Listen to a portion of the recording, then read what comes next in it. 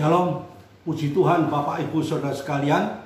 Jikalau pada pagi hari ini kita boleh kembali bangun dengan tubuh yang sehat, mari sebelum kita mulai acara Manarema pada pagi hari ini, kita buka di dalam doa. Kami bersyukur padamu ya Tuhan atas segala kemurahan dan pertolongan Tuhan yang sudah kami nikmati sepanjang malam. Dan pagi hari ini Tuhan kami boleh kembali bangun. Mari Tuhan bekali kami dengan kebenaran firman-Mu sebelum kami memulai semua aktivitas kami dari pagi hingga sampai malam nanti.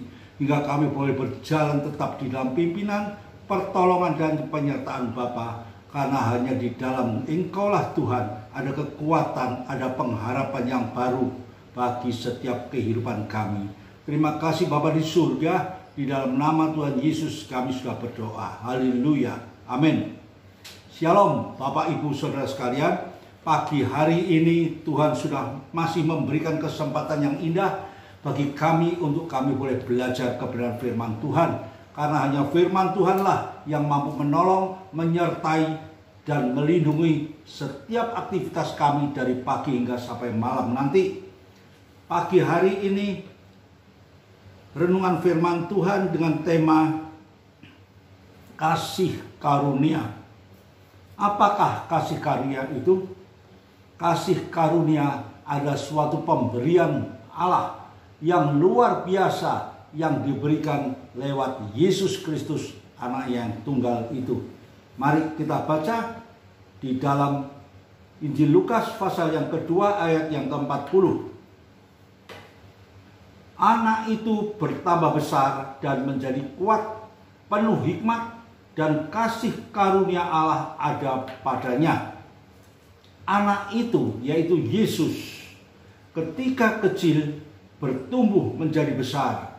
Dan setiap apa yang dikerjakan penuh dengan hikmat, penuh dengan kasih karunia. Karena kasih karunia Allah itu ada di dalam kehidupannya. Inilah Bapak Ibu Saudara sekalian, pentingnya kasih karunia bagi kehidupan kita. Jikalau kita dipenuhi dengan kasih karunia di dalam kehidupan kita, maka kita akan menikmati hikmat yang luar biasa yang turunnya dari Allah kepada kita, yang diturunkan lewat Yesus Kristus kepada kita, sehingga di dalam kita menjalani hidup sepanjang hari di dunia ini, di dalam aktivitas kita, di dalam usaha kita, pekerjaan kita, studi kita, apapun yang kami kerjakan, kita boleh tetap berjalan di dalam pimpinan Tuhan. Karena jikalau hidup kita dipenuhi dengan kasih karunia, maka segala sesuatu yang kita kerjakan itu bukan hanya oleh kuat dan gagah kita, tapi ada kuasa Allah yang menuntun, membimbing, dan melindungi kita. Bapak Ibu Saudara sekalian, apa perlunya kasih karunia itu? Di sini kita melihat Tuhan Yesus ketika masih kecil dikatakan dia menjadi kuat dan penuh kasih karunia, karena kasih karunia Allah itu ada di dalam kehidupannya. Bagaimana kita bisa meraih kasih karunia itu? Agar kita pun memiliki kasih karunia di dalam kehidupan kita, sehingga hikmat Allah itu tetap ada dalam kehidupan kita. Kita harus belajar menjadi orang percaya dengan percaya yang sungguh, dengan hati yang teguh, dengan cara hidup yang kudus.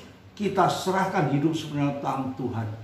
Dan kita harus takut akan Tuhan di atas segala apa yang ada dalam kehidupan kita. Bapak Ibu Saudara sekalian, manusia seringkali untuk mengalami satu pembentukan itu adalah tidak mudah. Manusia yang mengalami satu pembentukan sehingga hidupnya boleh sesuai dan seturut dengan kehendak Allah itu sangat tidak mudah. Karena seringkali kenyamanan kita terusik, kebiasaan hidup kita itu terusik. Banyak hal-hal yang tidak boleh kita kerjakan. Kalau biasa kita hidup semau kita sendiri, menurut kehendak daging, menurut emosi kita. Tapi ketika kita penuh dengan kasih karunia, maka hikmat Allah yang turun dalam kehidupan kita itu yang mewarnai setiap langkah dan aktivitas kita.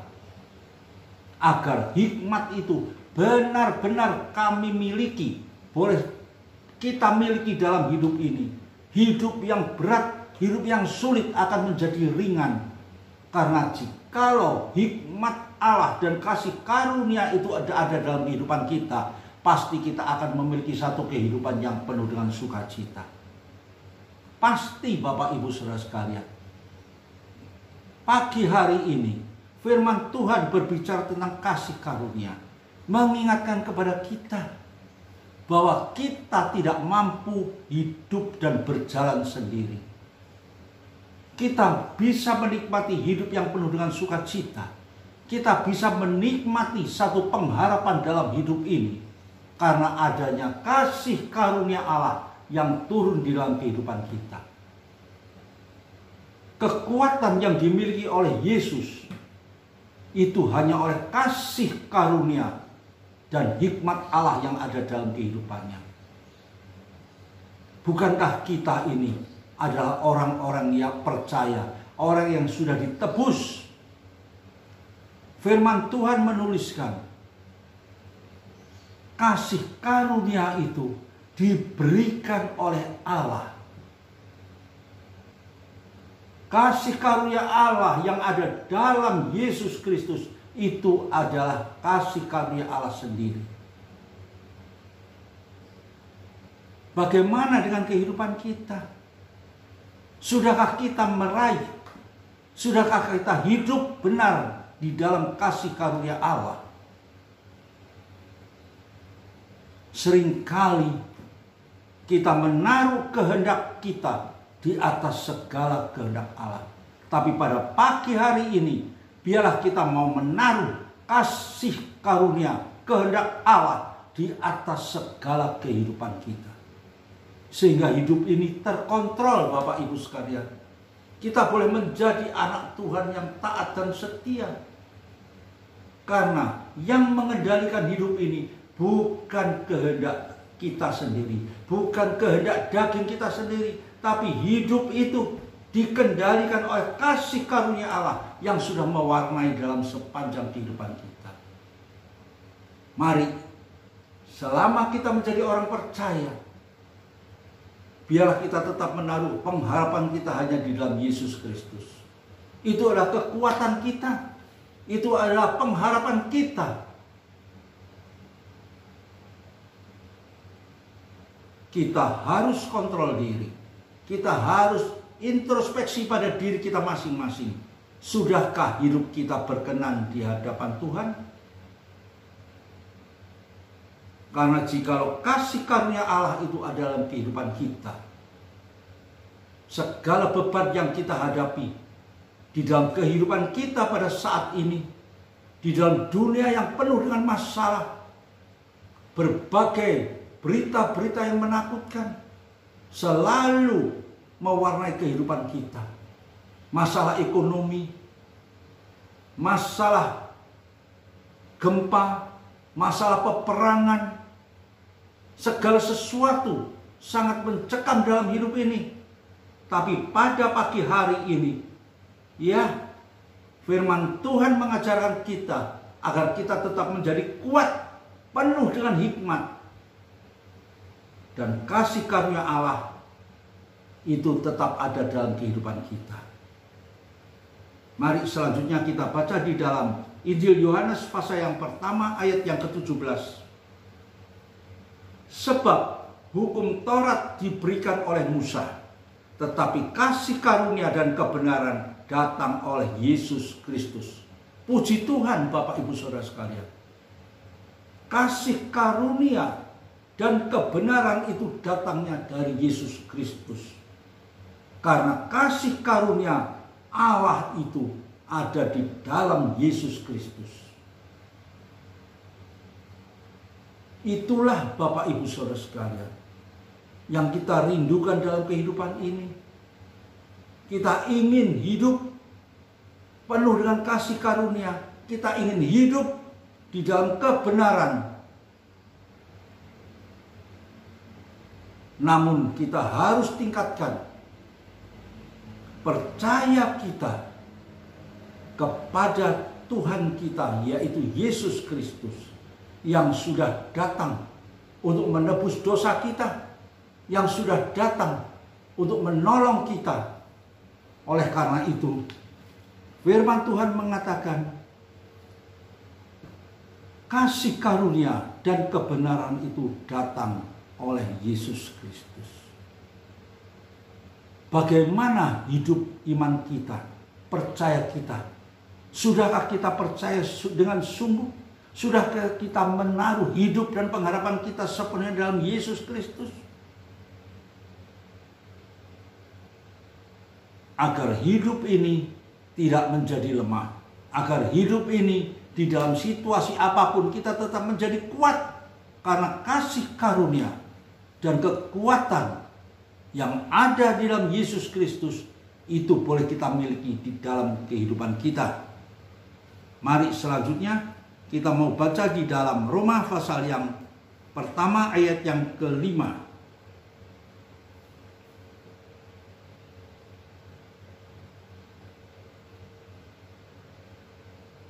Dengan perantaraannya kami menerima kasih karunia dan jabatan rasul untuk menuntun semua bangsa supaya mereka percaya dan taat kepada namanya. Inilah yang ditulis oleh Rasul Paulus di dalam Roma. Kasih karunia itu datangnya dari Yesus Kristus. Yang tujuannya apa? Agar kita dapat percaya dan membawa nama Kristus kepada bangsa-bangsa yang ada di dunia ini. Kasih karunia dan jabatan rasul untuk menuntun semua bangsa supaya mereka percaya dan taat kepada namanya. Di sini Rasul Paulus menuliskan memiliki satu kerinduan untuk memuliakan Tuhan. Kasih karunia yang menguasai dalam kehidupannya sehingga dia dapat memberitakan segala sesuatu yang sudah dia alami dan untuk memberikan berita keselamatan di dalam Yesus Kristus. Tuhan menyuruh kita, Tuhan membekali kita, Tuhan memberikan kemampuan kita untuk kita boleh menjadi terang di tengah dunia yang gelap ini. Memberitakan kasih karunia yang sudah Tuhan berikan di dalam kehidupan kita, agar keselamatan yang sudah kita miliki juga boleh dimiliki oleh bangsa-bangsa di dunia ini yang belum mengenal siapakah Yesus itu. Tuhan mau pakai setiap kehidupan kita, namun Tuhan mau bekali terlebih dahulu setiap kehidupan kita, agar kita betul-betul percaya dan yakin bahwa Yesus yang kita sembah adalah Yesus yang penuh dengan kasih karunia. Dan jikalau kita percaya kepadanya, kita akan menjadi kuat dan kita akan memiliki kasih karunia itu di dalam kehidupan kita, sehingga kita boleh memberitakan namanya sebagaimana yang dirindukan oleh Rasul Paulus. Bahkan Rasul Paulus pernah menuliskan bahwa hidupku bukan aku lagi, tapi Kristus yang ada di dalam aku. Itulah Bapak Ibu Saudara sekalian, hidup yang penuh dengan sukacita yang harus kita miliki bagi setiap kita orang-orang percaya, sehingga benar-benar lewat hidup kita yang seringkali penuh dengan kelemahan ini, kita boleh menjadi kuat dan kita boleh pakai hidup ini semata-mata hanya untuk kemuliaan dan kebesaran nama Tuhan, hingga kita boleh menikmati satu kehidupan yang penuh dengan sukacita, penuh dengan damai sejahtera, dan nama Tuhan dipermuliakan. Mari kita berdoa. Terima kasih Bapa di surga, terima kasih buat firman-Mu pada pagi hari ini yang selalu mengingatkan pada kami agar kami boleh tetap hidup dekat kepadamu. Kami boleh menaruh semua harapan kami kepadamu. Karena kami tahu Tuhan, di luar Tuhan kami tak mampu berbuat apa-apa. Dan kami tahu Tuhan, dunia yang makin hari makin sulit ini, tapi kami percaya bersama Tuhan kami akan hidup dan menikmati damai sukacita di dalam kehidupan kita. Terima kasih Bapa di surga, meteraikan firman-Mu pada pagi hari ini di dalam setiap hati dan pikiran kami, sehingga firman yang hidup itu boleh hidup dan menghidupkan kehidupan kami di dalam iman percaya kami kepadamu, yang makin hari kami boleh bertambah-tambah dan makin hari kami boleh memuliakan nama-Mu Bapa. Terima kasih Bapa di surga, di dalam nama Tuhan Yesus kami sudah berdoa dan mengucap syukur. Haleluya. Amin.